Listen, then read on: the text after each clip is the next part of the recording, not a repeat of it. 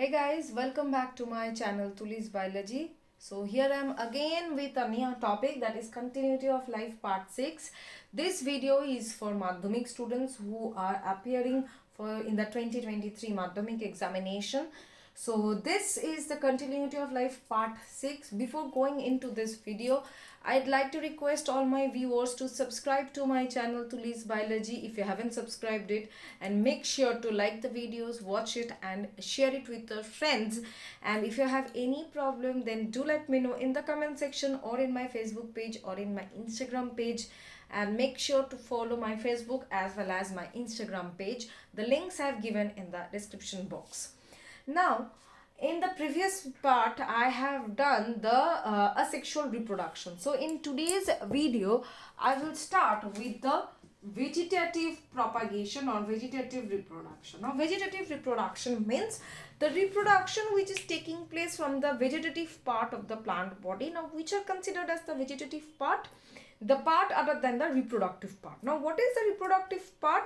The flowers, the fruits, the seeds, these are considered as the reproductive parts. So, except these three, the other parts of the plants are regarded as the vegetative parts, like stem, roots, leaves.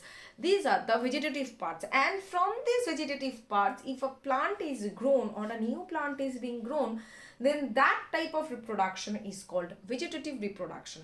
So what is the importance of it? First of all, the daughter individuals or the new individuals which are formed as a result of this vegetative reproduction, they are kind of similar to their parent individual.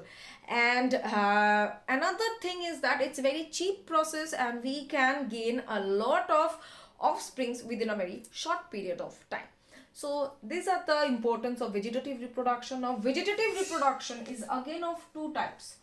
One is natural, another one is artificial. Okay. Now, natural vegetative reproduction means that is occurring naturally. So here we can find three types, like from the roots, from the stems and from the leaves. From the roots, example is sweet potato. Okay. The root itself grows into a new plant. If you plant the root of that plant, then it will grow itself into a new plant. Next is that stem of an aquatic plant, that is Eichhornia. This aquatic plant, suppose this is the plant, okay, it is having a tuft of root like structures over here.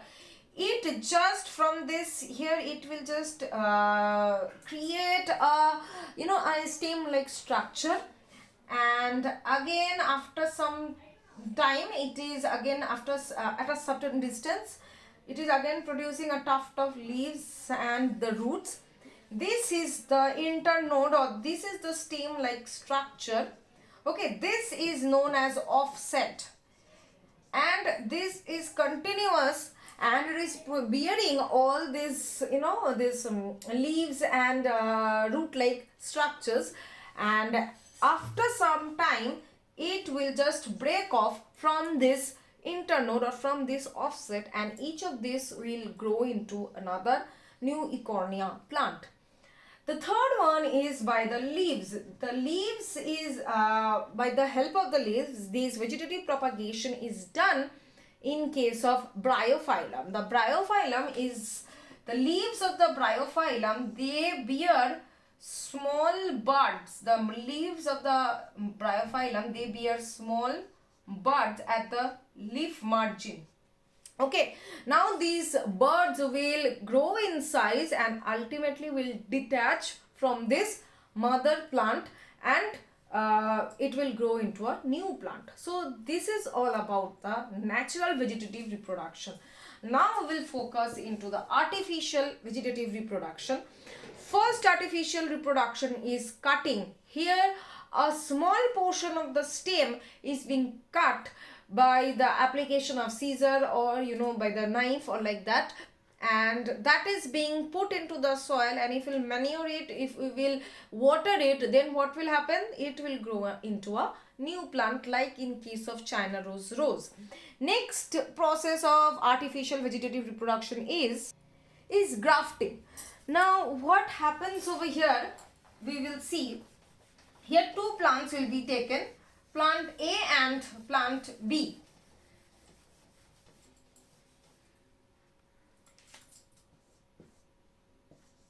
So this is the roots of the plants. Again, this is the another plant. So this is plant A and this is plant B. So at first we will cut the top portion of this plant A, as well as we will cut the top portion of the plant B. So at first I am removing this top portion of the plant A. Now the plant B, the top portion of the plant B which we have cut, now we will just replace it over here. Okay, so this is the portion of the plant A, that is the root is the portion of the plant A, whereas the shoot system is the portion of the plant B. So this portion, the portion of the plant which is bearing the root system is called stalk, whereas the portion of the plant which is bearing the shoot system is called scion. Okay, after transplanting this one, we will just cover it with, we cover it tightly with some plastic bags or polythene. We'll cover it with this wrap and we will let it be like this for some days, and then we will open it, and when we will open it, we will see that yes, it's an entire plant. It has formed into an entire plant. So this is all about the grafting.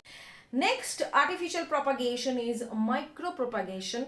Micropropagation means here a small amount or a small amount of cell is being taken out from the plant.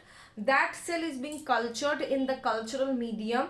From that cell only new plant or new plantlet will arise. So how is it done? We'll see. First of all, a small amount of tissue is being taken out from the mother plant, which is called as explant.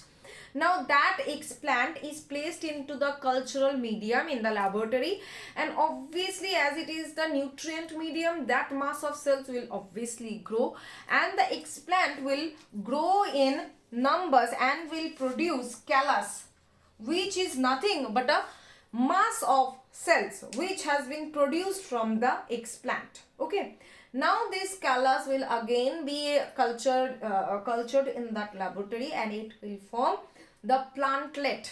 Okay, then from the plantlet it will form sapling, which then it will be transferred to the potted plant, and ultimately it will grow into a new plant. So this is the process of micropropagation. It is being done in many plants like dahlia, orchids, all these plants. Now there is the last thing, that is alternation of generation. Alternation of generation means the diploid organisms producing haploid gametes and the fusion of the haploid gametes rising or giving us the diploid organisms. This diploid organism to haploid gametes, again from haploid gametes to the diploid organisms, this is called alternation of generation. In your book it is being shown in case of fern. This word diagram is very important for the Madhyamik exam. So this is the end of this part of the chapter. In the next video we will continue with this chapter, but with the third part of the chapter. So till then everyone, stay tuned to my channel Tuli's Biology and take care. Bye bye everyone.